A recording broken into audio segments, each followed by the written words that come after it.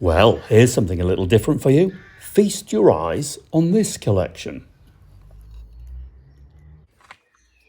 African tribal spears and daggers. Well, that's a fascinating area of collecting in the world of antiques and art, but notoriously difficult to get right, not only with the dating of these things, but the placing of them in that massive continent of Africa. And the reason for that is this: the Africans have been making spears, objects, daggers, in the same way, same methods for a very long period of time. So they are terribly difficult to date unless they come with great provenance. And this collection here, I must say, I find very exciting, comes with great history. We can trace them back 70 years to Kenya, the Maasai people, when these things were collected by this fella, British Army Sgt Walter Frederick Tuckwood. He was a military medic working in Kenya in the 1950s and early 1960s. Fascinating period in time, right through the emergency, the Mau Mau uprising and all of that.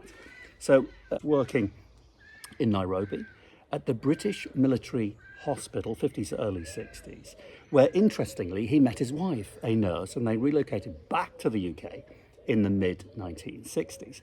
But in the 50s and early 60s, he collected these objects, spears, proper things. Now, when I say proper things, I mean that they were made for a purpose, and that is for hunting and for fighting, for protection, and for all of the things you associate with spears. In other words, not tourist pieces, or what we might refer to as airport art, the kind of thing you pick up on the way home from Africa in the shop in the airport. No, not at all.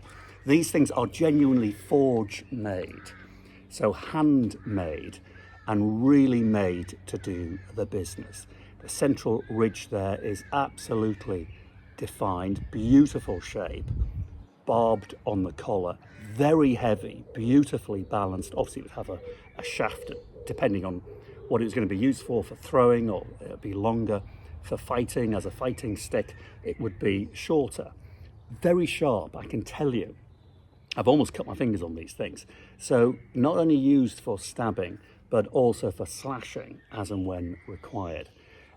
Just mind-boggling, these things. So here we are, here he is, this is the man, and I'm selling these in auction, Walter Frederick Tuckwood. He collected them or bought them, we don't quite know. Very likely was gifted a number of these things, because not only was he a medic working in Nairobi for locals and for the British contingent there, he was out also in the bush helping the Africans, and he obviously had a great love of their artwork, their mastery of these things, because he put this collection together, which was very important to him, and he kept it all his life. He died a few years ago, and I'm selling the collection on behalf of the family. I've met his granddaughter, who's very lovely, and she tells wonderful stories about him. Obviously a very interesting man, and he's labelled them up, like this one here. That's a 1950s label, by the way, so it's all about provenance, tracing back. And it's labelled as a general hunting and fighting spear, no doubt about it. And if only you could weigh this thing, the weight of it is absolutely astonishing. And as for age, so we talk about provenance, we know that, certainly the 1950s, but they're earlier. I really believe they're earlier. We'll let the market decide when they go into auction. But if you look at the shape of that shaft and the wear in the metal, the way that it's almost warped, you can see it. When you're dealing with antiques, you can gauge age. That has got more than 70 years of age. I mean, in the last 70 years, it's literally just sat in a collection. It's done nothing at all. But you can tell by its aging that it's been doing the business for some time before that. Let me show you my favourites. This has got to be the ultimate favourite. So this is an animal hunting spear. Maasai people, Kenya. The weight of it is extraordinary, terribly sharp, pin sharp point to it. And that central ridge, if you can just make that out, it's very pronounced. It's got a beautiful shape to it. Double barbing here and here. So once that's sunk into something or somebody, it ain't coming out. You'd have a shaft again here, probably ash or something like that. Just a piece of art. And then we have the daggers, 3 daggers, all similar but very different, because of course every single object here is individually made, only one of them in the world.